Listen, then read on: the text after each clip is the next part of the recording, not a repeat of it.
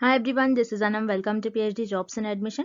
सो आज के इस लेक्चर में मैंने अगेन रिसर्च मेथोडोलॉजी से रिलेटेड कुछ इंपॉर्टेंट एमसीक्यूज आपके साथ डिस्कस करा है for your upcoming doctor Bhimrao Ambedkar university, जो कि आगरा में सिचुएटेड है, फॉर पीएचडी एंट्रेंस एग्जामिनेशन।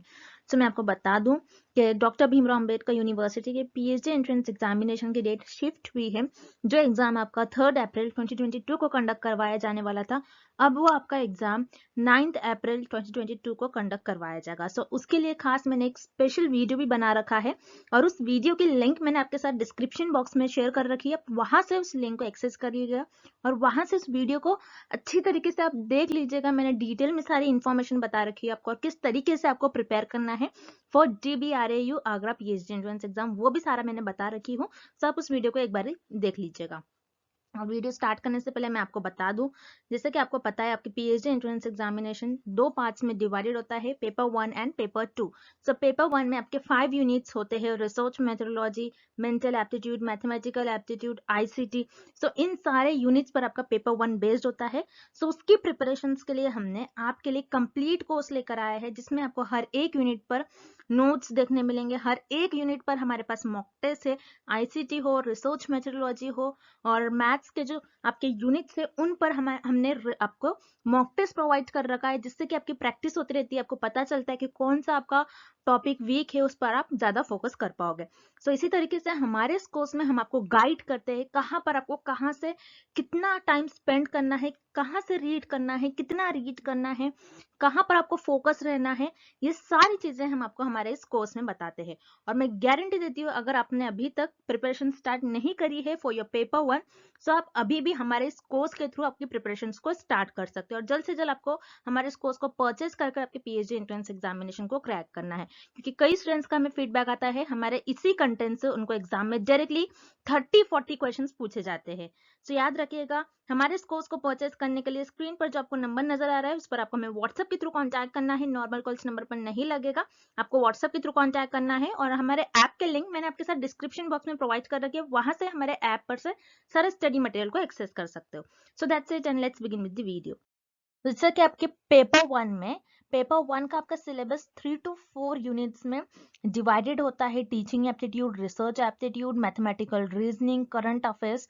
सो उन पर हमने आपके लिए एक कोर्स प्रोवाइड कर रखा है आपको, जिसमें आपको वीडियो लेक्चर्स मिलेंगे। हर एक यूनिट पर आपको हर एक टॉपिक पर आपको वीडियो लेक्चर देखने मिलेगा। टीचिंग एप्टीट्यूड पर हमने वीडियो लेक्चर्स बना रखा है, करंट अफेयर्स, रिसर्च एप्टीट्यूड, सो उन पर आपको वीडियो लेक्चर्स देखने मिलेंगे। उसी तरीके से नोट्स में हमने इंपॉर्टेंट पॉइंट कवर कर रखे हैं। ये हमने हमारे खुद से नोट्स बना रखे हैं, सिंपल लैंग्वेज में आपको नोट्स देखने मिलेगा। उसी तरीके से मॉक टेस्ट है, मॉक टेस्ट हमारे बहुत इंपॉर्टेंट क्वेश्चंस कवर कर रखे हमने हमारे मॉक टेस्ट में। 40-50 क्वेश्चंस मिलेंगे आपको हर एक मॉक टेस्ट में। उसी तरीके से आपको 15 to 20 मॉक टेस्ट देखने मिलेंगे हमारे इस कोर्स में। देन प्रैक्टिस एमसीक्यूज पीडीएफ, जो कि आपके रिवीजन का काम करती है। एग्जाम से एक दिन पहले अगर आप इसे पढ़ के जाते हो तो डायरेक्टली इसी पीडीएफ से आपको क्वेश्चन देखने मिलेंगे एग्जाम में। सो याद रखिएगा, हमारे इस कोर्स को परचेस करने के लिए स्क्रीन पर जो आपको नंबर नजर आ रहा है उस पर आपको हमें व्हाट्सएप के थ्रू कॉन्टैक्ट करना है। नॉर्मल कॉल इस नंबर पर नहीं लगेगा और आप हमारे ऐप के थ्रू भी स्टडी मटेरियल को एक्सेस कर सकते हो। सो ऐप का लोगो हमारा कुछ इस तरीके से दिखता है, जिससे कि आपको 1 क्लिक में ही सारा स्टडी मटेरियल मिल जाएगा। So let's begin with the MCQs. Highest level of measurement is, इस क्वेश्चन में हमें फाइंड आउट करना है कि आपके स्केल ऑफ मेजरमेंट्स जो होती है उसमें सबसे ज्यादा हाईएस्ट लेवल की आपकी कौन सी स्केल ऑफ मेजरमेंट होती है। सो याद रखिएगा, highest level of measurement is ratio. आपकी रेशो जो होती है, रेशो स्केल ऑफ मेजरमेंट, ये आपकी हाईएस्ट लेवल ऑफ मेजरमेंट होती है। अब आपकी जो स्केल ऑफ मेजरमेंट होती है, आपके जो लेवल ऑफ मेजरमेंट्स होते हैं उसके 4 टाइप्स होते हैं। आपको इस शॉर्ट फॉर्म से याद रखना है, noir. So N for nominal, O for ordinal, I for interval and R for ratio। इस तरीके से आपको इस शॉर्ट फॉर्म से आपके 4 लेवल ऑफ मेजरमेंट्स याद रखनी है। तो नॉमिनल स्केल क्या होती है, जिसमें आपके पास जो भी डेटा होता है आप उनको उसके फीचर्स के, उसके कैरेक्टरिस्टिक्स के बेसिस पर डिवाइड करते हो, उसको कैटेगराइज करते हो। उसी तरीके से ऑर्डिनल में आप सेम नॉमिनल की तरह करते हो और एज वेल एज आप क्या करते हो, आपके पास जो भी डेटा है उसको एक ऑर्डर में अरेंज करते हो, आप रैंक देते हो। देन इंटरवल में आप ऑर्डिनल के सारे कैरेक्टरिस्टिक्स फॉलो करते हो और इंटरवल में आपके पास जो भी नंबर्स होता है आप उसको एक इक्वल इंटरवल्स में अरेंज करते हो। एंड देन याद रखिएगा, इंटरवल में आपका जो जीरो होता है वो आर्बिट्री होता है। आपका जीरो जो होता है आर्बिट्री होता है, इंटरवल में आपकी जीरो का कोई मीनिंग नहीं होता है। इसी तरीके से रेशो में आपके इंटरवल के सारे कैरेक्टरिस्टिक्स होते हैं, एज वेल एज आपका रेशो में जीरो का कुछ ना कुछ मीनिंग होता है। इसीलिए हम रेशो को कहते हैं कि हाईएस्ट लेवल ऑफ मेजरमेंट होता है, ये हाईएस्ट स्केल ऑफ मेजरमेंट होती है। जिस तरीके से जीरो का मीनिंग होता है, मतलब जैसे रेशो में अगर हम देखेंगे कि किसी की एज जीरो है, मतलब वो पर्सन, वो इंसान उस दिन पैदा हुआ था, उसकी उस दिन बर्थ हुई है। ओके, तो रेशो में आपके जीरो का कुछ ना कुछ मीनिंग होता है। उसी तरीके से इंटरवल में आपके जीरो का कुछ मीनिंग नहीं होता है, आपका जीरो आर्बिट्री होता है। तो ये सारे होते हैं आपके 4 scale of measurement. So 4 scale of measurement के सबसे ज्यादा कैरेक्टरिस्टिक्स आप देख रहे हो रेशो में होता है, इसीलिए रेशो को हम कहते हैं highest level of measurement. That's why आपका करेक्ट ऑप्शन हो जाएगा option B, ratio. Next, type 2 error is also known as. इस क्वेश्चन में हमें फाइंड आउट करना है कि टाइप 2 एरर को और हम क्या कहते हैं।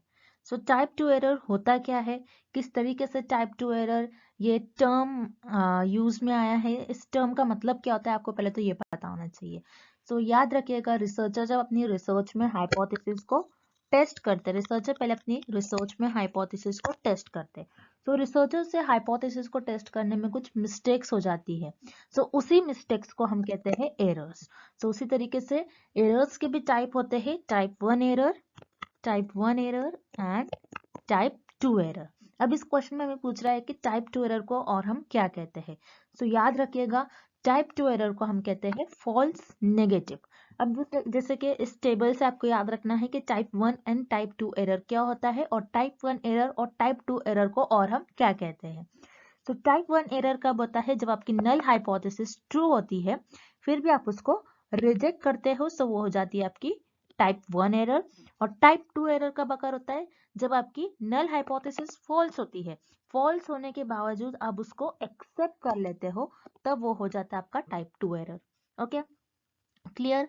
देन अब इस क्वेश्चन में हमें पूछ रहा है कि टाइप 2 एरर कब होता है, क्योंकि टाइप 2 एरर कब होता है, जब आपकी नल हाइपोथेसिस फॉल्स होती है, फिर भी आप उसको एक्सेप्ट करते हो, तब होता है आपका टाइप 2 एरर।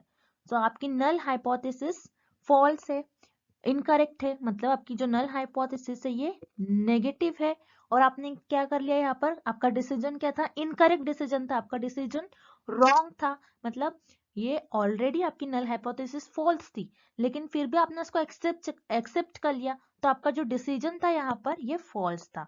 इसीलिए टाइप 2 एरर को हम कहते हैं फॉल्स नेगेटिव। उसी तरीके से टाइप 1 एरर का भी आप देख लीजिए, एग्जाम में type 1 error is also known as, ऐसा भी क्वेश्चन आ सकता है, तो उस केस में आपका आंसर हो जाएगा फॉल्स पॉजिटिव। अब टाइप 1 एरर को हम फॉल्स पॉजिटिव क्यों कहते हैं, क्योंकि यहाँ पर आप देखिए, आपकी जो नल हाइपोथेसिस होती है वो ट्रू होती है, फिर भी आप उसको रिजेक्ट करते हो, तब आपका होता है टाइप 1 एरर। सो यहाँ पर आपकी जो नल हाइपोथेसिस है ट्रू है, मतलब ये पॉजिटिव सेंस कर रहा है, आपकी नल हाइपोथेसिस ट्रू है, लेकिन आपने यहाँ पर कैसा डिसीजन ले लिया, इनकरेक्ट डिसीजन ले लिया, फॉल्स डिसीजन ले लिया, ट्रू होने के बाद भी आपने इसको रिजेक्ट कर दिया, तो आपका डिसीजन फॉल्स था। तो टाइप 1 एरर को हम कहते हैं, टाइप 1 एरर को हम कहते हैं false positive, and type 2 error is also known as false negative. तो आपको ये रिलेशन याद रखना है, टाइप 1 एरर को और हम क्या कहते हैं एंड टाइप 2 एरर को और हम क्या कहते हैं, तो ये एग्जाम में आने के चांसेस है, this is very important question. So type 2 error is also known as false negative. So यहाँ पर आपका ऑप्शन भी करेक्ट हो जाएगा। Next, Which of the following is the major purpose of descriptive research? इस क्वेश्चन में हमें फाइंड आउट करना है कि डिस्क्रिप्टिव रिसर्च का मेन पर्पस, मेजर पर्पस क्या होता है। सो डिस्क्रिप्टिव रिसर्च क्या होती है, पहले तो आपको ये पता होना चाहिए। डिस्क्रिप्टिव रिसर्च में जो फेनोमेना एग्जिस्ट करता है, जो पर्टिकुलर कोई फेनोमेना है, अगर वो फेनोमेना एग्जिस्ट करता है, उसी फेनोमेना को, अगर उस फेनोमेना पर आपके पास कोई पुरानी इंफॉर्मेशन होगी, उसी को आप एज इट इज डिस्क्राइब करते हो आपकी रिसर्च में। सो ये होती है आपकी डिस्क्रिप्टिव रिसर्च। और डिस्क्रिप्टिव रिसर्च का मेन पर्पस, मेन एम होता है कि आपके जो करंट अफेयर्स है, मतलब जो प्रेजेंट में जो आपका फिनोमेना अकर हो रहा है, आप उसको डिस्क्राइब करते हो। सो यहाँ पर आपका करेक्ट ऑप्शन हो जाएगा option B, description of the state of affairs at is exist at present. मतलब प्रेजेंट में जो फिनोमेना अकर हो रहा है, आप उसको ऑब्जर्व करके आप उसको डिस्क्राइब करते हो। जैसे मान लीजिए कोई मार्केटिंग है, तो आपकी याद रखिएगा डिस्क्रिप्टिव रिसर्च ज्यादातर मार्केटिंग में यूज होती है। जैसे मार्केटिंग में आपका जो शेयर है वो कम ज्यादा हो रहा है, तो उसको डिस्क्राइब करने के लिए, किसी कंपनी का प्रॉफिट आज गेन हुआ है तो उसी को ऑब्जर्व करके आपने क्या किया, उस फेनोमेना को डिस्क्राइब कर दिया। तो डिस्क्रिप्टिव रिसर्च का मेन पर्पस यही होता है, जो प्रेजेंट में जो फेनोमेना अकर हो रहा है, जो प्रेजेंट में जो हमारे करंट अफेयर्स होते हैं उनको डिस्क्राइब करने के लिए हम डिस्क्रिप्टिव रिसर्च का यूज करते हैं। तो यहाँ पर आपको ऑप्शन भी करेक्ट हो गया। देन हम रिमेनिंग ऑप्शन भी देख लेते हैं। Option A analysis of fact, fact को एनालाइज करने के लिए हम डिस्क्रिप्टिव रिसर्च यूज करते, लेकिन हमें इसके मेन पर्पस, मेजर पर्पस पूछ रहा है, तो यहाँ पर ऑप्शन ए इनकरेक्ट है। देन ऑप्शन से it is based on measurement of quantity. Yes, हम डिस्क्रिप्टिव रिसर्च में क्वांटिटी को मेजर करते हैं। बेसिकली डिस्क्रिप्टिव रिसर्च आपकी क्वांटिटेटिव रिसर्च के अंडर आती है। सो क्वांटिटेटिव रिसर्च भी नंबर्स से और मेजरमेंट से रिलेटेड है। सो यहाँ पर डिस्क्रिप्टिव रिसर्च में भी आप मेजर करते हो चीजों को, लेकिन मेन पर्पस किसी की कोई क्वांटिटी को मेजर करना नहीं होता है, बल्कि डिस्क्रिप्टिव रिसर्च का मेन पर्पस होता है किसी करंट अफेयर्स को आप डिस्क्राइब करते हो। तो यहाँ पर आपको ऑप्शन सी भी इनकरेक्ट हो जाएगा। Then option D it relies on expression और observation alone.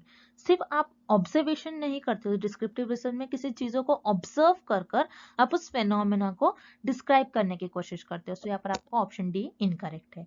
So main purpose आपका डिस्क्रिप्टिव रिसर्च का होता है, जो भी आपके करंट अफेयर्स है, जो भी आपके प्रेजेंट में फिनोमेना अकर हो रहा है, आप उसको डिस्क्राइब करते हो। तो यहाँ पर आपका ऑप्शन भी करेक्ट हो जाएगा। Next, predicting the outcome of research is. इस क्वेश्चन में हमें फाइंड आउट करना है कि अगर आप आपके रिसर्च में जो भी आउटकम्स आ रहे हैं, रिजल्ट आ रहे हैं, उसको आप प्रिडिक्ट कर रहे हो, कुछ गेसेस कर रहे हो कि ऐसा हो सकता है, ऐसा रिजल्ट आ सकते हैं, सो उस चीज को हम क्या कहते हैं? सो उससे हम कहते हैं रिसर्च हाइपोथेसिस। अब हाइपोथेसिस क्या होता है आपको ये पता होना चाहिए। हाइपोथेसिस एक टेंटेटिव स्टेटमेंट होता है। टेंटेटिव का मतलब होता है टेम्पररी स्टेटमेंट जो रिसर्चर के अजम्पशंस और गेसेस पर बेस्ड होता है। अब टेंटेटिव स्टेटमेंट कैसा हो सकता है? मान लीजिए कोई डिसीज है, जैसे लंग डिसीज है, लंग डिसीज के अगेंस्ट मैंने कोई ड्रग फॉर्म किया। ओके, मैं क्या कर रही हूँ? लंग डिसीज के अगेंस्ट ड्रग फॉर्म कर रही हूँ। सो मैं यहाँ पर एक टेंटेटिव स्टेटमेंट दे सकती हूँ अपने अजम्पशंस और प्रिडिक्शंस के बेसिस पर कि XYZ अगर कोई ड्रग है, अगर आप वो लेते हो तो हो सकता है आपकी जो लंग डिसीज है वो क्योर हो सकती है। मैंने यहाँ पर कंफर्म नहीं कहा है, मैंने यहाँ पर प्रिडिक्ट करा है कि हो सकता है कि अगर आप XYZ कोई ड्रग ले रहे हो तो हो सकता है आपके जो लंग डिसीज है वो क्योर हो। सो ये होता है प्रिडिक्शन, और प्रिडिक्शन हम सिर्फ और सिर्फ, और रिसर्च प्रिडिक्शन और अजम्पशन सिर्फ और सिर्फ रिसर्च हाइपोथेसिस में करते हैं, ताकि उनकी जो रिसर्च के आउटकम्स है उनको वो कुछ गेस कर सके, उस पर कोई प्रिडिक्ट कर सके। सो वो रिसर्च हाइपोथेसिस में करते हैं। सो यहाँ पर आपका ऑप्शन डी करेक्ट है। अब जो इनकरेक्ट ऑप्शन है उसे भी हम डिस्कस कर लेते हैं। जैसे ऑप्शन ए आपको गिवन है रिसर्च डिजाइन। रिसर्च डिजाइन जिसे हम ब्लूप्रिंट भी कहते हैं, याद रखिएगा, रिसर्च डिजाइन को हम ब्लूप्रिंट भी कहते हैं।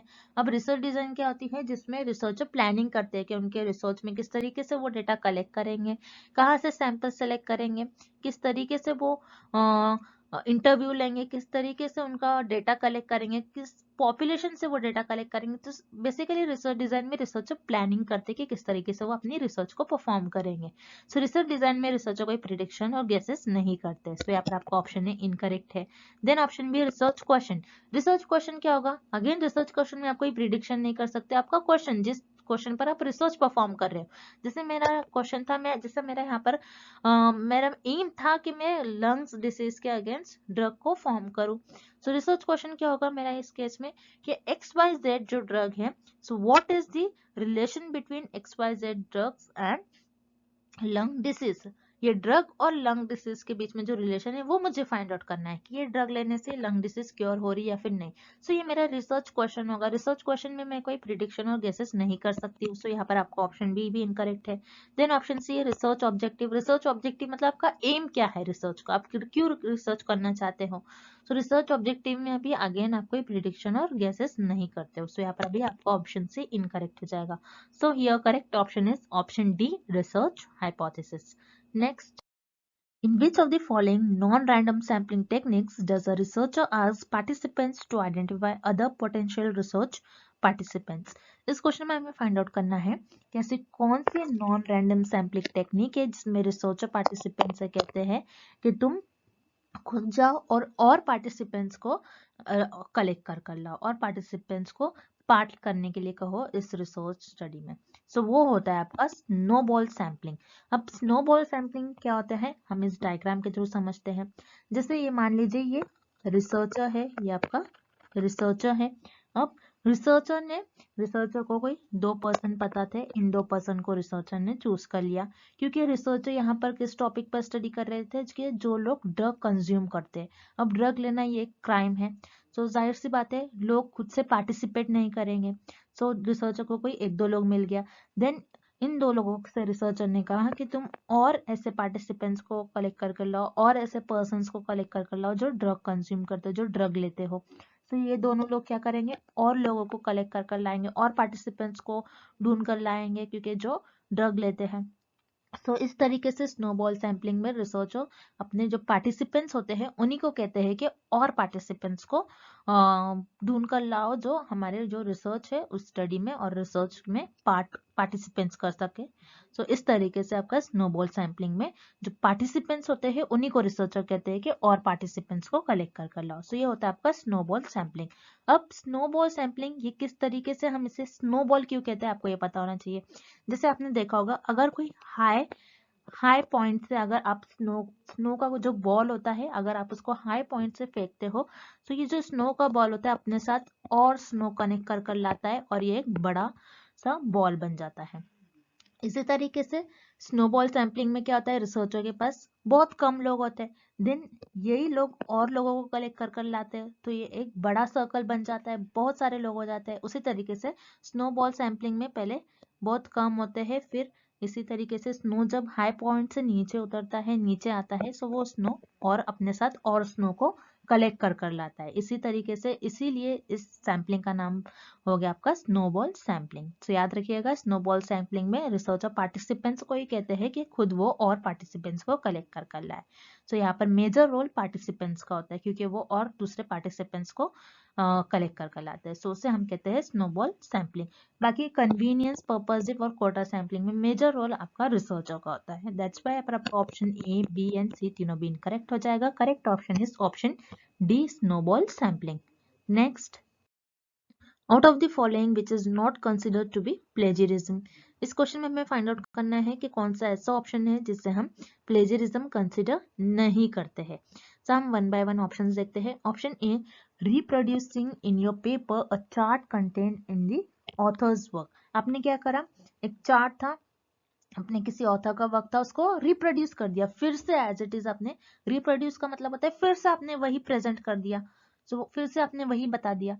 सो ये आपका, ये तो प्लेजरिज्म होता है। सो इसे हम प्लेजरिज्म कंसिडर करेंगे। सो यहाँ पर आपका ऑप्शन ए इनकरेक्ट हो जाएगा। Then option B, using the exact words of the author. आप किसी ऑथर ने कोई कंटेंट लिखा है, आप उसी कंटेंट को एग्जैक्ट वर्ड्स में लिख रहे हो, सो ये भी आपका प्लेजरिज्म होगा, मतलब आपने यहाँ पर कॉपी कर लिया, सो इसे भी हम प्लेजरिज्म कहते हैं। सो यहाँ पर आपका ऑप्शन बी इनकरेक्ट हो जाएगा। Then option C, using the information from the author's work that is regarded as common knowledge in the discipline. So yes, इसे हम plagiarism नहीं कहेंगे। So option C हमें क्या बता रहा है कि ऐसी information जो एक common knowledge पर based हो, जैसे humans have 2 eyes, okay? मतलब हम लोगों के पास ह्यूमन बॉडी, ह्यूमन बींग्स के पास 2 आईज होती है। सो ये एक कॉमन नॉलेज है, ये किसी को भी पता है। अगर आप ये इंफॉर्मेशन ले रहे हो सो इसको हम प्लेजरिज्म नहीं कहेंगे। Human body needs oxygen to live. Human body को ऑक्सीजन के बिना ह्यूमन बींग्स जिंदा नहीं रह सकते। सो ये सारी जो चीजें हैं, ये सारी जो इंफॉर्मेशन है, ये सारी जो नॉलेज है, ये कॉमन है। अगर आप ऐसी इंफॉर्मेशन अपनी रिसर्च में यूज कर रहे हैं सो इसे हम प्लेजरिज्म कंसिडर नहीं करते हैं। So yes, यहाँ पर आपका करेक्ट ऑप्शन हो जाएगा option C, using the information from the authors work that is regarded as common knowledge in the discipline. So किसी ऑथर का वर्क अगर आप ले रहे हो जो कि कॉमन नॉलेज पर बेस्ड हो तो उससे हम प्लेजरिज्म कंसिडर नहीं करेंगे। सो यहाँ पर आपका ऑप्शन सी करेक्ट हो जाएगा। Next, if a positively skewed distribution has median of 50, which of the following statement is true?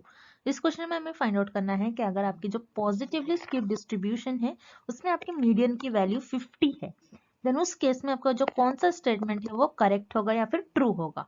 So positively skewed distribution ये क्या होता है आपको इस फिगर के थ्रू देखना है। सो इस फिगर में हमारा मेन फोकस पॉजिटिव स्क्यू पर होगा। पॉजिटिव स्क्यू क्या होता है, जिसमें आपकी जो टेल होती है डिस्ट्रीब्यूशन की है लेफ्ट साइड में टिल्टेड होती है और आपका जो ज्यादातर डेटा है आपका इस रीजन में लाई करता है, मतलब राइट साइड में लाई करता है, इसीलिए हम इसको कहते हैं positive skew distribution.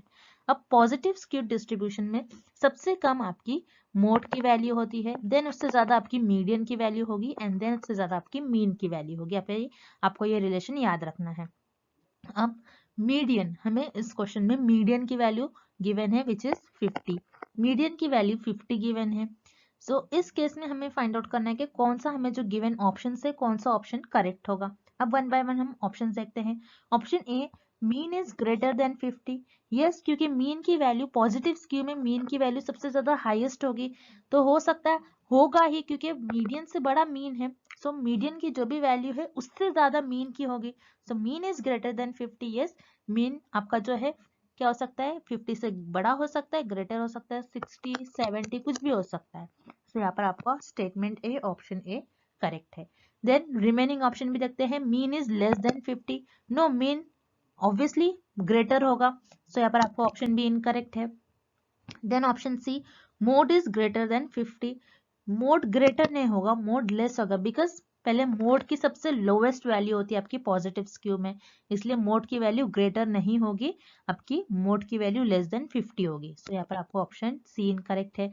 Then option D, mean and mode both are greater than 50। Yes, mean तो आपका जो है ये ग्रेटर देन 50 होगा, लेकिन मोड नहीं होगा। सो यहाँ पर आपको ऑप्शन डी भी ऑब्वियसली इनकरेक्ट हो जाएगा। सो यहाँ पर आपका करेक्ट ऑप्शन है option A, mean is greater than 50 for positively skewed distribution.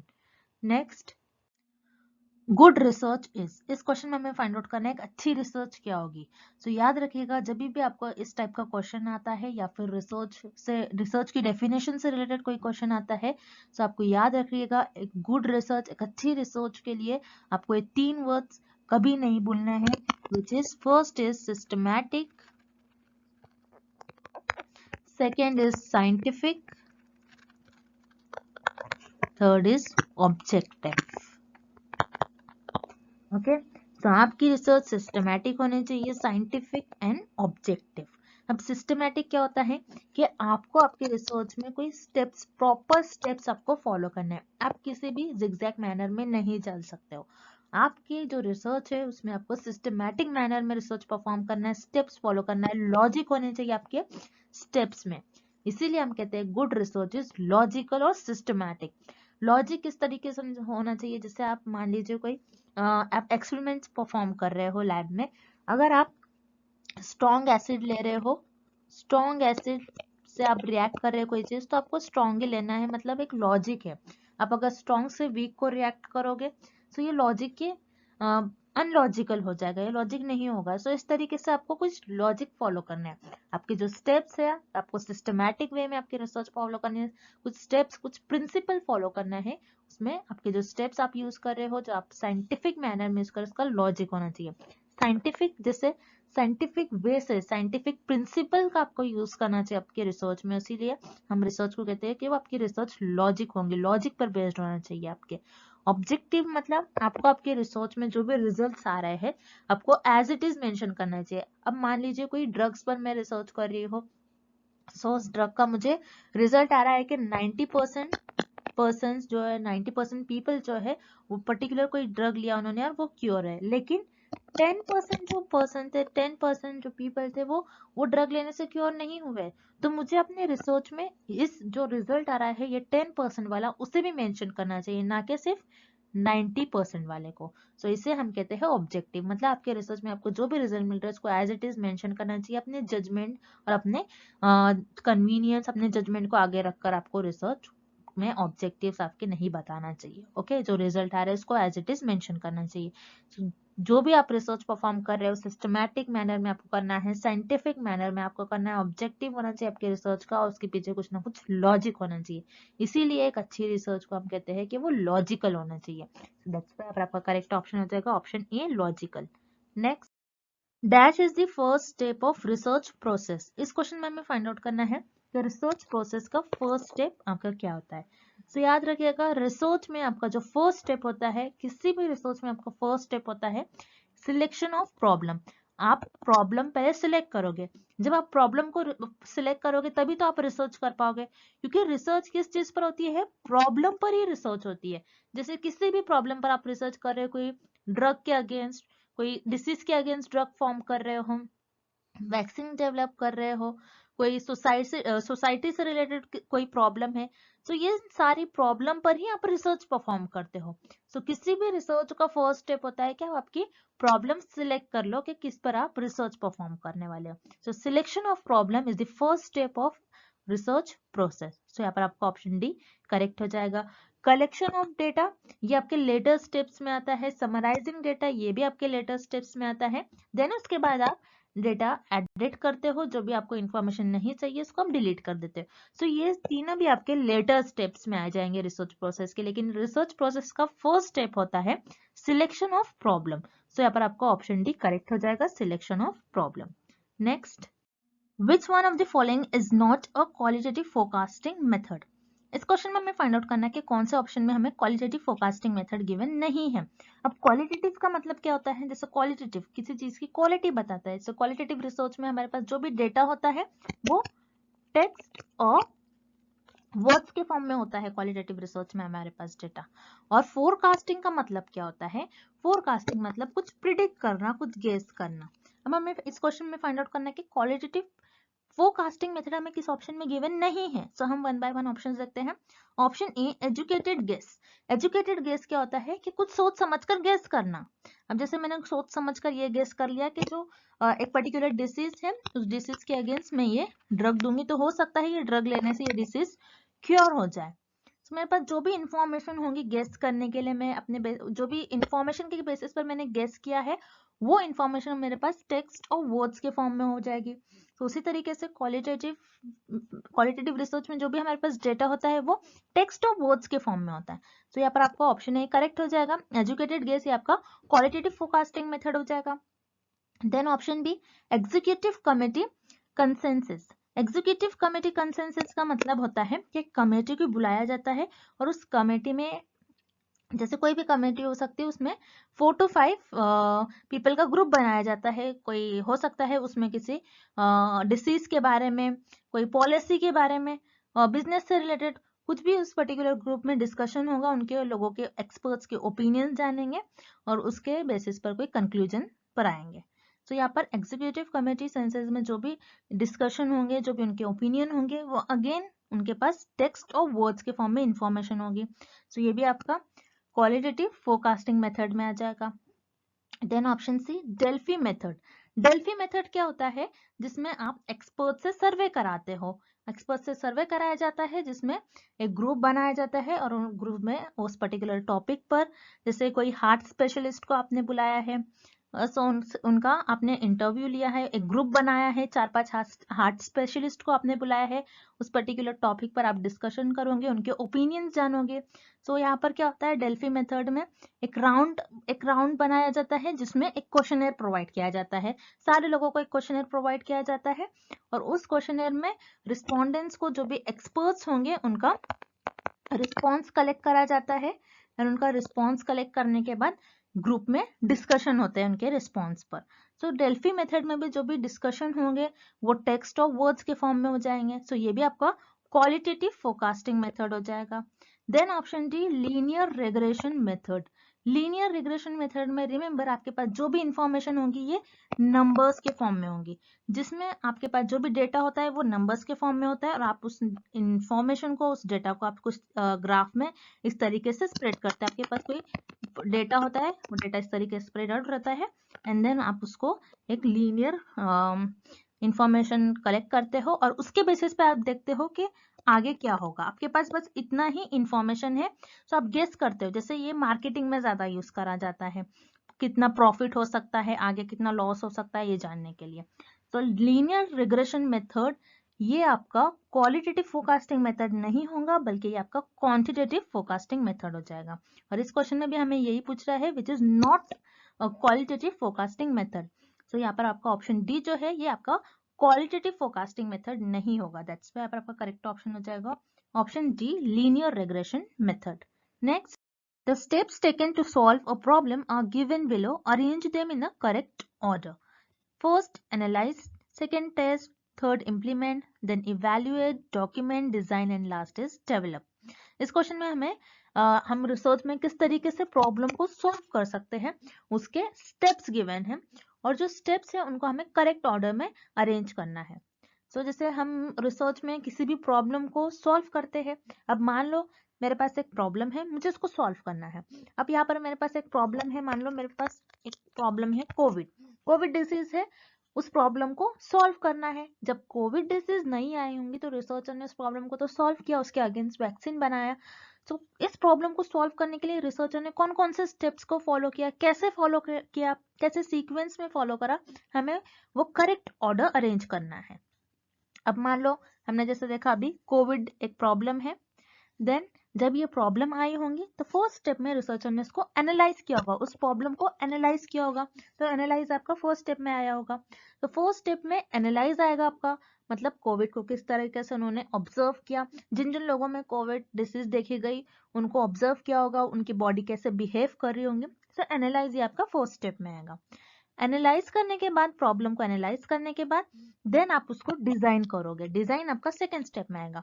Design क्या होता है, डिजाइन का मतलब होगा कि आप आपका जो प्रॉब्लम है उस प्रॉब्लम को आप किस तरीके से सॉल्व करने वाले हो, कौन कौन से मेथड्स यूज करने वाले हो, किस तरीके से आप उस प्रॉब्लम को सॉल्व करते हो, आप मेथड चूज करोगे, आप प्लानिंग करोगे। डिजाइन का मतलब ये होता है कि प्लान करना, कुछ प्लानिंग करोगे आप यहाँ पर। देन डिजाइन करने के बाद आप डेवलप करोगे उस प्रॉब्लम को। डेवलप का मतलब होता है कि आपका जो प्रॉब्लम है उससे क्या क्या सोल्यूशंस हो सकते हैं, क्या मैं ऐसा करूँ तो उसका ये सोल्यूशन निकल कर आएगा, क्या मैं ये ड्रग बनाऊं या फिर मैं वैक्सीन बनाऊं तो ये डिसीज और ये प्रॉब्लम क्योर हो सकती है। ओके, तो मैं डिजाइन करने के बाद मैं उस प्रॉब्लम को डेवलप करूंगी, तो डेवलप आपका थर्ड पर आएगा। देन उसके बाद डेवलप करने के बाद आप उसको टेस्ट करोगे, टेस्ट आपका फोर्थ नंबर पर आएगा। ओके, मतलब आप टेस्ट करोगे, आप कुछ लोगों को वो ड्रग या फिर वो वैक्सीन देकर देखोगे कि उनमें कैसा इफेक्ट हो रहा है, टेस्ट करोगे। ओके, टेस्ट करने के बाद आप उसको डॉक्यूमेंट करोगे, डॉक्यूमेंट आपका फिफ्थ नंबर पर आएगा। डॉक्यूमेंट मतलब आपने जो भी देखा है, जैसे कि अपने कुछ पॉपुलेशन में से कुछ मेंबर्स को आपने ड्रग देकर देखा, कुछ को वैक्सीन देकर देखा, और देखा कि उनकी बॉडी में कैसा इफेक्ट आ रहा है, क्या उन जो कोविड प्रॉब्लम है क्या उनसे क्योर हो रहे या फिर नहीं हो रहे वो ड्रग और वैक्सीन लेने से। आप ये डेटा, ये इंफॉर्मेशन आप लिखोगे, डॉक्यूमेंट करोगे। डॉक्यूमेंट करने के बाद उसके बाद आप उसको इम्प्लीमेंट करोगे। इम्प्लीमेंट का मतलब क्या होता है, जैसे आप मेजर करोगे चीजों को, कितने लोग जैसे मान लो मैंने यहाँ पर आपको बोला था कि ड्रग और वैक्सीन हमने दोनों देकर देखा, तो आप ये देखोगे कि कितने लोग ड्रग लेने के बाद क्योर हो रहे हैं। मान लो 70 लोग ड्रग लेने के बाद क्योर हो रहे हैं और सिर्फ 30 लोग जो है वो वैक्सीन लेने से क्योर हो रहे हैं। सो आपने यहाँ पर ये देखा कि कितने लोग क्या क्या लेने से, ड्रग लेने से और वैक्सीन लेने से क्योर हो रहे हैं। देन इम्प्लीमेंट के बाद, इम्प्लीमेंट आपका 6th पर आएगा, then last is evaluate, evaluate आपका 7 पर आएगा। मतलब आप इवैल्यूएट कर दोगे कि यस, अगर कोविड की प्रॉब्लम है तो कोविड की प्रॉब्लम को सॉल्व करने के लिए जैसे वैक्सीन बनाया गया, वैक्सीन इफेक्टिव है या फिर ड्रग इफेक्टिव है, ये इवैल्यूएट कर जाएगा। तो इस तरीके से आप रिसर्च में किसी भी प्रॉब्लम को सॉल्व करते हो। सो करेक्ट सीक्वेंस आपको ऑप्शन ए में गिवन है, दैट्स व्हाई आपका करेक्ट ऑप्शन हो जाएगा option A. Next, for nominal data, the only measure of central tendency that can be applied is, इस क्वेश्चन में हमें फाइंड आउट करना है अगर आपके पास नॉमिनल डेटा है, उस केस में आपको उस डेटा को मेजर करना है, देन आप कौन सी सेंट्रल टेंडेंसी का यूज करोगे, कौन सी सेंट्रल टेंडेंसी यूज कर कर उस डेटा को मेजर करोगे, हमें ये फाइंड आउट करना है। सो रिमेंबर, जैसे हम देखते हैं स्केल्स ऑफ मेजरमेंट के 4 टाइप्स होते हैं, nominal, ordinal, interval and ratio. उसमें आपको यहाँ पर गिवन है नॉमिनल।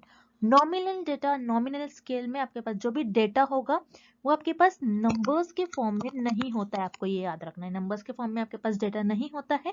आप क्या करते हो नॉमिनल डेटा में, लोगों के फीचर्स के हिसाब से, कोई भी चीज के फीचर्स के हिसाब से उनको बस डिवाइड करते हो कैटेगरीज में।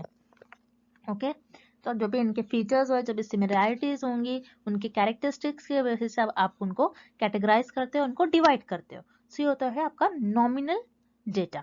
अब नॉमिनल डेटा को मेजर करने के लिए आप कौन से सेंट्रल टेंडेंसी का यूज करोगे? सिर्फ और सिर्फ मोड। और मोड क्या होता है?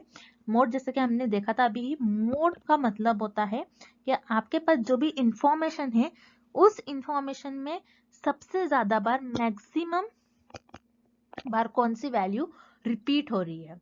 तो मोड को हम मैक्सिमम फ्रीक्वेंसी एलिमेंट भी कहते हैं। आपको याद रखना, मोड को हम क्या कहते हैं? Maximum frequency element. आपके पास जो भी डेटा होगा उस डेटा में कौन सा एलिमेंट ऐसा है जो मैक्सिमम बार, सबसे ज्यादा बार रिपीट होगा, वो आपका हो जाएगा मोड के अंदर। ओके, सो उसी तरीके से मोड में आपके पास जो भी इंफॉर्मेशन होंगी, जो भी कैरेक्टरिस्टिक होंगी, जो भी आपके पास फीचर्स होंगे, जो भी रिपीट हो रही होंगी, तो नॉमिनल डेटा को मेजर करने के लिए आप मोड का इस्तेमाल करोगे। मोड के लिए आपको जरूरी नहीं है कि नंबर्स ही हो। रिमेंबर, मोड में आपको जरूरी नहीं होता है कि आपके पास सिर्फ नंबर्स के फॉर्म में डेटा हो। लेकिन जैसे आप यहाँ पर देख रहे हो, arithmetic mean, harmonic mean, mean अगर जब आप कैलकुलेट करते हो, मीन को कैलकुलेट करने के लिए आपके पास कुछ नंबर्स होने चाहिए। दैट्स व्हाई यहाँ पर आपको ऑप्शन ए और बी दोनों भी इनकरेक्ट हो जाएगा। Then option C, median. Median क्या होती है? आपके पास जो भी डेटा होता है उसमें जो मिडिल वैल्यू होती है, मिडिल वैल्यू का आप कहते हो मीन। सो यहाँ पर मीडियन में भी आपके पास कुछ ना कुछ वैल्यूज होना चाहिए। सो यहाँ पर आपका ऑप्शन सी भी इनकरेक्ट हो जाएगा, बिकॉज नॉमिनल डेटा में हमारे पास जो भी डेटा होता है वो नंबर्स के फॉर्म में नहीं होता है। सो हम इस केस में कौन सा स्केल ऑफ मेजरमेंट यूज करेंगे? सिर्फ और सिर्फ मोड। दैट्स व्हाई आपका करेक्ट ऑप्शन हो जाएगा option D, mode. Next, the standard error of the mean of a random sample of size 2 और मोर। इस क्वेश्चन में हमें फाइंड आउट करना है स्टैंडर्ड एरर ऑफ मीन में अगर आपकी सैंपल साइज 2 और 2 से ज्यादा है तो उस केस में कौन सा ऑप्शन करेक्ट होगा, हमें ये फाइंड आउट करना है। So remember, standard error of mean का फॉर्मूला होता है sigma upon under root of capital N. So standard error of mean होता है क्या है, पहले आपको ये पता होना चाहिए। सो स्टैंडर्ड एरर ऑफ मीन होता है difference between population mean and sample mean। Okay, मतलब आपके सैंपल का मीन और जो पॉपुलेशन का मीन उसमें कितना डिफरेंस है। अगर बहुत ज्यादा डिफरेंस है तो आपका जो स्टैंडर्ड एरर है वो आपके जो एरर्स होंगे वो ज्यादा होंगे। ऑब्वियसली बात है, जितना ज्यादा डिफरेंस होगा उतना ज्यादा आपका एरर होगा। Okay, so standard error of mean का मतलब होता है आपके जो पॉपुलेशन का मीन है और सैंपल का मीन, उन दोनों के बीच में कितना डिफरेंस है। अब स्टैंडर्ड एरर ऑफ मीन में का आपका जो फॉर्मूला है sigma upon under root of N. तो यहाँ पर सिग्मा का मतलब होता है स्टैंडर्ड डिविएशन ऑफ पॉपुलेशन। मतलब स्टैंडर्ड डिविएशन ऑफ पॉपुलेशन का मतलब होता है कि आपका पॉपुलेशन का जो डेटा है, पॉपुलेशन में आपके पास जो भी इंफॉर्मेशन होंगी उसका डेटा किस तरीके से स्प्रेड आउट है। यहाँ पर कैपिटल एन का मतलब होता है आपका सैंपल साइज। ओके, आपके सैंपल साइज क्या है आप डिसाइड कर लेते हो कि मैं इतना 100 पॉपुलेशन है, मतलब आपके पास 100 पॉपुलेशन है, पॉपुलेशन में 100 मेंबर्स है, उसमें से मैं सिर्फ 50 मेंबर्स पर मैं रिसर्च परफॉर्म करूंगी, तो मतलब आपके सैंपल साइज उस केस में हो जाएंगे 50। तो इस तरीके से होता है। सिग्मा का मतलब होता है standard deviation of population and capital N का मतलब होता है सैंपल साइज। तो ये सब हमने स्टैंडर्ड एरर ऑफ मीन, उसके सारे हमने टर्म्स देख लिए उसके फॉर्मूले के। अब देखते हैं हमें क्वेश्चन में क्या गिवन है। इस क्वेश्चन में आपको गिवन है सैंपल साइज। सैंपल साइज की आपको वैल्यू गिवन है, क्या हो सकती है? 2 हो सकती है या फिर 2 से ज्यादा हो सकती है। तो हम क्या करेंगे, इस फॉर्मूले में सैंपल साइज की इंफॉर्मेशन जो भी हमें गिवन है वैल्यू वो पुट कर देंगे। तो स्टैंडर्ड एरर ऑफ मीन का हो जाएगा सिग्मा की वैल्यू जैसे मैं अज्यूम कर लेती हूँ, मेरे पास जो स्टैंडर्ड डिविजन ऑफ पॉपुलेशन है उसकी वैल्यू 10 है, सिग्मा मेरे पास 10 है। अंडर रूट ऑफ, जैसा हमें गिवन है सैंपल साइज 2 हो सकती है या फिर 2 से ज्यादा हो सकती है, 3 हो सकती है, 4 हो सकती है, कुछ भी हो सकती है 2 के बाद। तो फॉर एग्जांपल मैंने यहाँ पर 4 ले लिया, तो 10 अपॉन 2, तो यहाँ पर मेरी हो गई जो मेरा स्टैंडर्ड एरर मीन की वैल्यू आ रही है वो आ रही है मेरी 5। मतलब अगर मेरी स्टैंडर्ड डिविएशन ऑफ पॉपुलेशन की वैल्यू ज्यादा है तो ऑब्वियसली मेरा स्टैंडर्ड एरर ऑफ मीन की जो वैल्यू आएगी वो स्टैंडर्ड डिविएशन ऑफ पॉपुलेशन से कम आएगी, क्योंकि स्टैंडर्ड डिविएशन ऑफ पॉपुलेशन का वैल्यू मैंने क्या लिया था, यहाँ पर 10 लिया था, और मेरा जो स्टैंडर्ड एरर ऑफ मीन आ रहा है उसकी वैल्यू 5 आ रही है। मतलब स्टैंडर्ड डिविएशन ऑफ पॉपुलेशन की वैल्यू आप जितनी ज्यादा लोगे उतना आपका स्टैंडर्ड एरर ऑफ मीन कम हो जाएगा। जितना ज्यादा, जैसे मैंने यहाँ पर स्टैंडर्ड डेविएशन ऑफ पॉपुलेशन की वैल्यू ज्यादा ली थी और मेरा जो स्टैंडर्ड एरर ऑफ मीन आ रहा है वो स्टैंडर्ड डिविएशन ऑफ पॉपुलेशन से इसकी वैल्यू कम आ रही है। तो इस केस में कौन सा ऑप्शन करेक्ट हो जाएगा, यहाँ पर आपका ऑप्शन सी करेक्ट हो जाएगा। Is always lower than the population standard deviation. मतलब आपका जो पॉपुलेशन का स्टैंडर्ड डिविएशन की जो वैल्यू होगी वो स्टैंडर्ड एरर से ज्यादा होगी। तो यहाँ पर आपका ऑप्शन सी करेक्ट हो जाएगा, इज ऑलवेज लोअर देन दी, आपकी जो स्टैंडर्ड एरर की वैल्यू है, स्टैंडर्ड एरर ऑफ मीन की वैल्यू ऑलवेज कम होगी स्टैंडर्ड डिविएशन ऑफ पॉपुलेशन से। तो यहाँ पर आपका ऑप्शन सी करेक्ट हो जाएगा। Next, arrange the steps given below in the proper order in the process of selection of samples. इस क्वेश्चन में हमें सैंपल को सिलेक्ट करने के कुछ स्टेप्स गिवन है और हमें उन्हें करेक्ट ऑर्डर में अरेंज करना है। अब सैंपल क्या होता है, जैसे आपको पता है पॉपुलेशन का सैंपल क्या होता है, पॉपुलेशन का सबसेट। मतलब पॉपुलेशन का जो कुछ पॉपुलेशन होती है आपका, उसके कुछ पार्ट पर आप रिसर्च परफॉर्म करते हो, कुछ पार्ट लेते हो जो कि आपका सैंपल बन जाता है और उस पर आप रिसर्च परफॉर्म करते हो। तो सैंपल आपके पॉपुलेशन का सबसेट होता है। अब आप सैंपल को कैसे चूज करोगे, हमें स्टेप बाय स्टेप सैंपल्स को चूज करने के लिए आपको कुछ स्टेप्स परफॉर्म करने होते हैं और उन स्टेप में आप आपके सैंपल्स को चूज करते हो। तो सैंपल सेलेक्ट करने के लिए आपको फर्स्ट स्टेप में आपकी पॉपुलेशन को डिफाइन करना होता है। सो डिफाइनिंग द पॉपुलेशन आपका फर्स्ट स्टेप में आ जाएगा। अब पॉपुलेशन को कैसे डिफाइन करोगे, अब मान लो मैं ऐसी पॉपुलेशन चूज करूंगी जो स्मोकिंग करे, क्योंकि मुझे स्मोकर्स पर स्टडी करना है जो स्मोकिंग करते हैं, मुझे ये देखना है स्मोकिंग करने से ह्यूमन बॉडी में कैसा इफेक्ट होता है, क्या क्या क्या डिसीज हो सकती है जो लोग स्मोकिंग करते हैं। तो मैं कैसी पॉपुलेशन डिफाइन करूंगी, जो स्मोकिंग करते हैं उन्हीं लोग को चूज करूंगी अपने पॉपुलेशन में। सो आपने क्या किया, फर्स्ट स्टेप में आपकी पॉपुलेशन को डिफाइन कर दिया। देन सेकेंड स्टेप में आप सैम्पलिंग फ्रेम डेवलप करोगे। तो सैम्पलिंग फ्रेम आपका सेकेंड आ जाएगा। अब सैम्पलिंग फ्रेम क्या होती है, आपने पॉपुलेशन ले लिया एंड देन आप क्या करते हो, एक लिस्ट बनाते हो और लिस्ट में आपकी जो पॉपुलेशन में जो सारे मेंबर्स हैं उनकी इंफॉर्मेशन लिखते हो, उनका पर्टिकुलर आप नेम मेंशन करते हो, उनका इंफॉर्मेशन लिखते हो। तो ये होती है आपकी सैम्पलिंग फ्रेम। सैम्पलिंग फ्रेम एक लिस्ट होती है जिसमें आप आपके पॉपुलेशन के जो भी मेंबर्स हैं उनकी सारी इंफॉर्मेशन लिखते हो।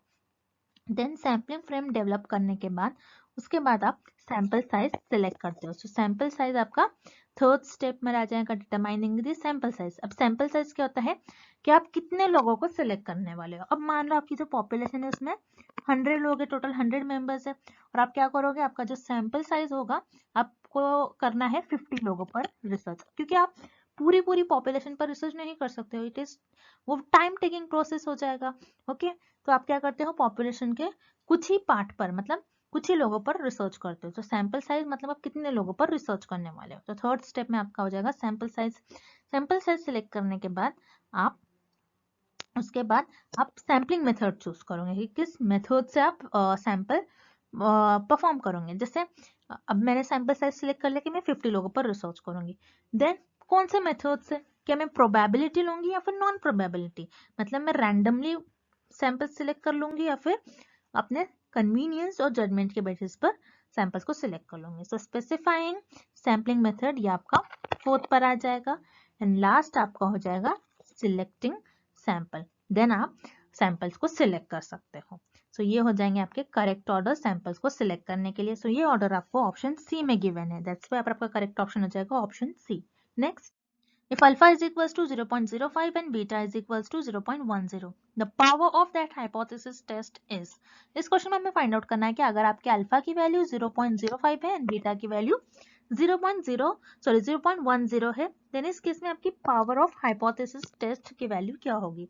पावर ऑफ हाइपोथेसिस का मतलब होता है प्रोबेबिलिटी, आपको याद रखना है, probability that the correctly reject the null hypothesis. मतलब कितने परसेंट चांस है, कितने परसेंट प्रोबेबिलिटी मतलब चांस, कितने चांस होगा कि आप करेक्टली आपकी नल हाइपोथेसिस को रिजेक्ट कर रहे हो, करेक्ट वैसे आप आपकी नल हाइपोथेसिस को रिजेक्ट कर रहे हो, ये कितने परसेंट चांस होगा, उसे हम कहते हैं पावर ऑफ हाइपोथेसिस टेस्ट। अब पावर ऑफ हाइपोथेसिस टेस्ट का फॉर्मूला होता है 1 माइनस बीटा। 1 माइनस बीटा की वैल्यू आपको गिवन है 0.10, सो 1 माइनस 0.10 होता है आपका 0.90। रिमेंबर इस क्वेश्चन में बस आपको कंफ्यूज करने के लिए अल्फा की वैल्यू गिवन है। ओके, आपको कंफ्यूज नहीं होना है। पावर ऑफ हाइपोथेसिस टेस्ट का फॉर्मूला होता है 1 माइनस बीटा, सो 1 माइनस 0.10 अगर आप सब्स्टिट्यूट करते हो तो आपका आंसर हो जाएगा 0.90। तो आपका करेक्ट ऑप्शन हो जाएगा ऑप्शन बी 0.90। तो पावर ऑफ हाइपोथेसिस टेस्ट में एक बार फिर से रिपीट कर रही हूँ, क्या होता है कि कितने % चांस है कि आप आपके नल हाइपोथेसिस को करेक्ट वे से रिजेक्ट कर रहे हो। तो इस केस में आपका 90% ये चांस होगा कि आप आपके नल हाइपोथेसिस को करेक्ट वे से रिजेक्ट कर रहे हो। तो यहाँ पर आपका करेक्ट ऑप्शन हो जाएगा option B 0.90। Next, non sampling errors can be reduced by. इस क्वेश्चन में हमें फाइंड आउट करना है कि नॉन सैम्पलिंग एरर्स को हम कैसे कम कर सकते हैं और रिड्यूस कर सकते हैं। अब रिमेंबर, सैम्पलिंग में दो टाइप के एरर होते हैं, एक होता है सैम्पलिंग एरर और नेक्स्ट होता है नॉन सैम्पलिंग एरर। अब सैम्पलिंग एरर क्या होता है, आपके जो सैंपल्स है, आपने जो भी सैंपल लिया होगा वो पूरी पॉपुलेशन को रिप्रेजेंट नहीं कर रहा होगा। ओके, आपने ऐसे सैंपल चूज कर लिया है जो पूरी पॉपुलेशन को रिप्रेजेंट नहीं कर रहा है। अब मान लो आपको स्मोकर्स पर स्टडी करना है, जो लोग स्मोकिंग करते हैं उन पर स्टडी करनी है, और आपने ऐसे सैंपल्स ले लिया जो लोग अल्कोहल कंज्यूम कर रहे हैं, तो आपका जो रिजल्ट होगा, आपका रिजल्ट तो ऑब्वियसली इनकरेक्ट आ जाएगा इस केस में। तो सैम्पलिंग एरर क्या होता है, आपने ऐसा सैंपल सेलेक्ट कर लिया जो आपकी पूरी पॉपुलेशन को रिप्रेजेंट नहीं कर रहा होगा। और नॉन सैम्पलिंग एरर क्या होता है, जिसमें अगर आप जो सैम्पलिंग मेथड्स यूज करते हो, सैम्पलिंग परफॉर्म करते हो, उस टाइम पर आपसे जो मिस्टेक्स हो जाती है वो होगा आपका नॉन सैम्पलिंग एरर्स में। जैसे आपके जो रिस्पोंडेंट है, रिस्पोंडेंट ने कुछ रॉन्ग इन्फॉर्मेशन आपको दे दी, आपने जो इंटरव्यूज कंडक्ट किया होगा, इंटरव्यूज के थ्रू जो आप लोगों से रिस्पॉन्स ले रहे हो, आपने कुछ रिकॉर्डिंग में आपने जो आप रिस्पॉन्स उनके रिकॉर्ड कर रहे हो, आपसे कुछ मिस्टेक्स हो गई होंगी, डेटा कलेक्ट करने के टाइम पे आपसे कुछ मिस्टेक हो जाएगी, तो ये आपके नॉन सैम्पलिंग एरर में आएगा। तो नॉन सैम्पलिंग एरर को हम किस तरीके से रिड्यूस कर सकते हैं कि जब हम हमारा सैंपल साइज ज्यादा लेंगे तब आप हो सकता है कि नॉन सैम्पलिंग एरर्स कम हो जाए। अब मान लो जैसे 100 पॉपुलेशन है, 100 पॉपुलेशन में से आपने 90 सैंपल्स ले लिया, 100 पॉपुलेशन में टोटल 100 मेंबर्स है और 100 में से आपने 90 मेंबर्स ले लिया और उन पर स्टडी परफॉर्म करा जो कि आपका सैंपल है। इस केस में आपका सैंपल साइज बहुत ज्यादा लार्ज है, मतलब जितना ज्यादा आपका सैंपल साइज लार्ज होगा उतना ज्यादा आपके रिजल्ट जो होंगे वो एक्यूरेट हो जाएंगे। ओके, इस केस में आपकी जो स्टडी होंगी वो 90% रिजल्ट आपके करेक्ट हो जाएंगे, 90 to 92% आपके रिजल्ट होंगे वो करेक्ट हो जाएंगे। मतलब जितने ज्यादा आपके सैंपल साइज होगी उतने ज्यादा आपके नॉन सैम्पलिंग एरर्स के चांसेस, एरर्स होने के चांसेस रिड्यूस हो जाएंगे। दैट्स व्हाई आपका करेक्ट ऑप्शन हो जाएगा increasing the sample size. Next question, it is known that the amount of apple juice found in a 500 ml bottle is uniformly distributed between 495 ml and 510 ml. What is the probability that a randomly selected bottle of apple juice contains more than 500 ml of juice? इस question में हमें find out करना है, एक Apple juice की bottle है और वो बॉटल 500 ml की बॉटल है। ओके, और उस 500 ml के बॉटल में एप्पल जूस किस तरीके से डिस्ट्रीब्यूटेड होगा, 495 ml से लेकर 510 ml के बीच में आपका एप्पल जूस उस बॉटल में फिल होगा। क्योंकि मशीन के थ्रू एप्पल जूस फिल किया जा रहा है तो जरूरी नहीं है हर बार एग्जैक्टली 500 ml ही फिल हो, कम ज्यादा हो सकता है। तो वो रेंज आपको गिवन है 495 ml से 510 ml। अब इस केस में हमें ये फाइंड आउट करना है कि अगर मैं रैंडमली किसी भी बॉटल को मैं चूज कर रही हूँ, तो मैं अगर कोई बॉटल को, मैं कितने बॉटल ऐसे चूज करूंगी, कितने बॉटल ऐसे होंगे जिसमें 500 ml से ज्यादा जूस मुझे मिलेगा। ओके, हमें ये फाइंड आउट करना है।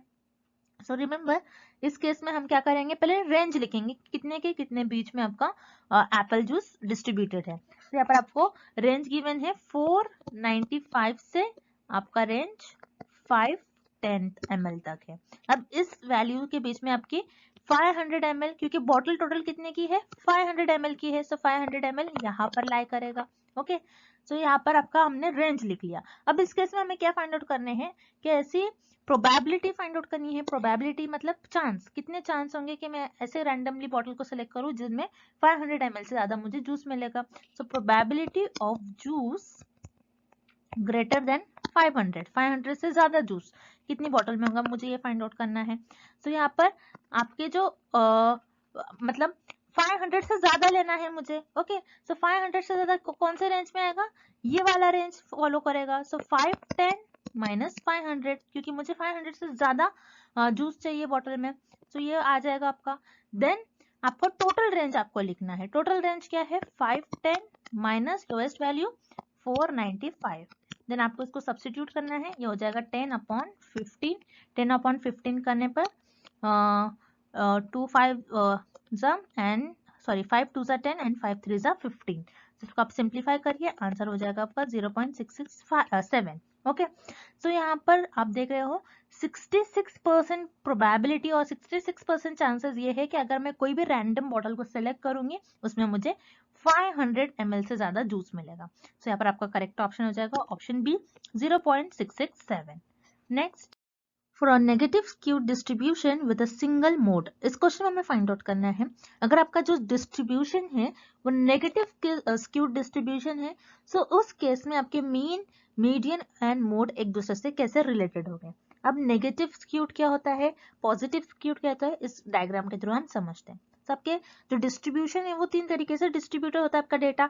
Okay, symmetrical distribution, symmetrical distribution क्या होता है, जिसमें अगर आप कोई डिस्ट्रीब्यूशन है, अगर आप इसको बीच से कट कर दोगे तो लेफ्ट साइड की जो इमेज है और राइट साइड की जो इमेज है एक दूसरे की ये मिरर इमेज हो जाएंगे, जिसमें आपके जो मीन, मीडियन एंड मोड तीनों भी एक दूसरे से इक्वल होते हैं, तीनों भी सेम ही पॉइंट पे लाई करते हैं। सो ये आपका सिमेट्रिकल डिस्ट्रीब्यूशन में आपका ये केस होता है कि तीनों एक दूसरे से इक्वल होंगे। ओके, देन पॉजिटिव स्क्यूड क्या होता है, पॉजिटिव स्क्यू में आपका जो डिस्ट्रीब्यूशन है वो लेफ्ट साइड में टिल्टेड होगा, कुछ इस तरीके से आपका पॉजिटिव स्क्यूड डिस्ट्रीब्यूशन दिखेगा, जिसमें सबसे छोटा मीन मोड होता है, फिर उसके बाद मीडियन एंड लास्ट सबसे लार्ज वैल्यू आपकी मीन की होती है। तो ये आपका पॉजिटिव स्क्यूड में होता है। और नेगेटिव स्क्यूड में क्या होता है, नेगेटिव स्क्यूड में आपका जो डिस्ट्रीब्यूशन है वो राइट साइड पर टिल्टेड होगा, जिसमें आपके सबसे छोटी मीन होता है, देन उससे बड़ा आपका मीडियन होता है एंड सबसे ज्यादा हाईएस्ट वैल्यू आपके मोड की होती है। तो ये केस हमें ऑप्शन बी में गिवन है, mean is less than equal to median and median is less than equal to mode. तो नेगेटिव स्क्यू डिस्ट्रीब्यूशन में मीन, मीडियन एंड मोड कुछ इस तरीके से एक दूसरे से रिलेटेड हो गए, दैट्स व्हाई आपका करेक्ट ऑप्शन हो जाएगा option B. Next, suppose a finite population contains 7 items and 3 are selected at random without replacement, then all possible samples will be। इस क्वेश्चन में हमें फाइंड आउट करना है, आपके पास एक पॉपुलेशन है, उसमें टोटल 7 आइटम्स है, मतलब 7 आप मान लो कि 7 मेंबर्स है, 7 में से आपने 3 मेंबर्स को सिलेक्ट कर लिया जो कि आपका सैंपल बन गया। और आपने यहाँ पर कौन सा मेथड यूज करा, simple random sampling without replacement, मतलब आपने एक बार सैंपल सिलेक्ट कर लिया तो उनको पॉपुलेशन में नहीं भेजा है, उस तरीके से आपने सैंपल सिलेक्ट कर लिया। तो इस केस में कितने पॉसिबल चांसेस होंगे आपके सैंपल सिलेक्ट होने के, कितने आपके टोटल सैंपल सिलेक्ट होंगे, हमें ये फाइंड आउट करना है। सो रिमेंबर, जब भी आप न्यूमेरिकल सॉल्व करते हो तो आपको याद रखना है कैपिटल एन आपकी पॉपुलेशन को रिप्रेजेंट करेगा, स्मॉल एन हम सैंपल के लिए यूज करेंगे। ओके, और जब प्रोबेबिलिटी का कुछ क्वेश्चन आता है तो उस केस में आपको फॉर्मूला याद रखना है, कैपिटल एन मतलब पॉपुलेशन, सी मतलब चूज, आप पॉपुलेशन में से कितने सैंपल को चूज करोगे, और ये स्मॉल एन, कुछ इस तरीके से आपका ये फॉर्मूला हो जाएगा। अब यहाँ पर आपकी पॉपुलेशन कितनी है, टोटल 7 है आपकी पॉपुलेशन में मेंबर्स, और आपने चूज 3 को चूज कर लिया, 3 लोगों को, 3 मेंबर्स को चूज कर लिया, 3 आइटम्स को चूज कर लिया आपने, तो ये हो गया आपका ये फॉर्मूला। देन फॉर्मूला होता है 7 factorial divided by 3 factorial 7 minus 3 factorial. अब 7 फैक्टोरियल को आप किस तरीके से लिख सकते हो, 7 into 6 into 5 into 4 into 3 factorial divided by 3 factorial into 7 minus 3 हो जाएगा आपका 4 फैक्टोरियल। ओके, सो यहाँ पर आपका 3 एंड 3 फैक्टोरियल कैंसिल हो जाएगा। Then 7 into 6 into 5 into 4 divided by 4 factorial का हम किस तरीके से लिख सकते हैं, 4 इंटू 3 इंटू 2 इंटू 1। सो यहाँ पर 4 एंड 4 आपका कैंसिल हो जाएगा, देन 3 1 जा 3 2 जा 2 और 2 कैंसिल हो जाएगा। अब क्या रह गया, 7 इंटू 5, 7 इंटू 5 हो जाता है आपका 35। देन यहाँ पर आपका कितने सैंपल सिलेक्ट होने के पॉसिबल चांसेस हो गए, 35 आप सैंपल सिलेक्ट कर सकते हो, दैट्स व्हाई यहाँ पर आपका करेक्ट ऑप्शन हो जाएगा option B 35। Next, in case of positive skewed distribution the extreme values lies in the, इस क्वेश्चन में हमें फाइंड आउट करना है कि अगर आपका जो डिस्ट्रीब्यूशन है वो पॉजिटिव स्क्यूड डिस्ट्रीब्यूशन है, पॉजिटिव स्क्यूड डिस्ट्रीब्यूशन में आपकी जो एक्सट्रीम वैल्यूज है, ज्यादातर वैल्यूज किस रीजन में लाई करती है, कि लेफ्ट टेल में लाई करती है, राइट टेल में, मिडल में, या फिर कहीं भी, हमें ये फाइंड आउट करना है। तो जैसे कि इस डायग्राम को आपको याद रखना है, this is very important diagram, exam में आपको इस डायग्राम का अगर आप याद रखोगे तो एग्जाम में आप इस टाइप के सारे क्वेश्चन सॉल्व कर पाओगे। तो इस टॉपिक पे आपको एग्जाम में 1 और 2 क्वेश्चन पूछे ही जाते हैं। तो आपको ये डायग्राम प्रॉपरली याद करके अच्छी तरीके से याद कर जाना है। So positive skew and negative skew में हम डिफरेंस भी देख लेते हैं इसी डायग्राम में। सो आपको ये रिलेशन याद रखना है कि पॉजिटिव स्क्यू में आपका जो डिस्ट्रीब्यूशन की जो टेल होती है ये लेफ्ट साइड में झुकी हुई होती है और नेगेटिव में राइट साइड पर।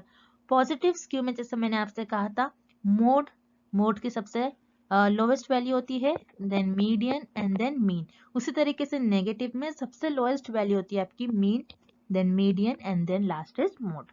अब इस क्वेश्चन में आपको पूछ रहा है कि आपका जो पॉजिटिव स्क्यू है उसमें आपकी जो एक्सट्रीम वैल्यूज मतलब ज्यादातर वैल्यूज आपकी किस रीजन में लाई करती है। सो राइट टेल में।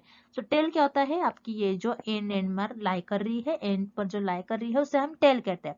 तो टेल आपका जो आप देख रहे हो यहाँ पर राइट साइड में ज्यादा झुका हुआ है, मतलब राइट साइड में जो आपका ज्यादातर डेटा ज्यादातर वैल्यूज आपकी राइट साइड में लाई कर रही है, इसीलिए तो आपका जो मीन है ये इस रीजन में लाई कर रहा है। मतलब आपकी जो एवरेज वैल्यू है, मीन क्या होता है, एवरेज वैल्यू आपका इस रीजन में लाई कर रहा है। क्यों इस रीजन में आपका मीन लाई कर रहा है, बिकॉज इस रीजन में आपका ज्यादातर डेटा इस रीजन में आपका एक्सट्रीम वैल्यूज आपकी इस रीजन में है। सो याद रखिएगा पॉजिटिव स्क्यू डिस्ट्रीब्यूशन में आपकी जो एक्सट्रीम वैल्यूज होती है वो राइट टेल पर प्रेजेंट होती है। उसी तरीके से नेगेटिव स्क्यू में आपकी जो एक्सट्रीम वैल्यूज होगी ये लेफ्ट साइड में मतलब लेफ्ट टेल पर होगी। ओके, क्योंकि यहाँ पर आप देख रहे हो जो मीन है ये लेफ्ट साइड पर है, क्योंकि ज्यादातर आपका डेटा इस रीजन में है, इसीलिए मीन की मतलब एवरेज वैल्यू ज्यादातर इस रीजन में ही लाई कर रही है, इसलिए आपका मीन इस रीजन में फॉल कर रहा है। ओके, सो याद रखिएगा पॉजिटिव स्क्यू में आपकी जो एक्सट्रीम वैल्यूज मतलब ज्यादातर वैल्यूज आपकी किस रीजन में लाई करेगी, राइट टेल पर आपकी ज्यादातर वैल्यूज राइट टेल पर पॉजिटिव स्क्यू में लाई करेगी और नेगेटिव स्क्यू में लेफ्ट टेल पर। For this question option D here is the right answer. Positive skew में आपकी राइट टेल पर ज्यादातर वैल्यूज लाई करेगी। एंड आज के लिए बस इतना ही, and thank you for watching this video.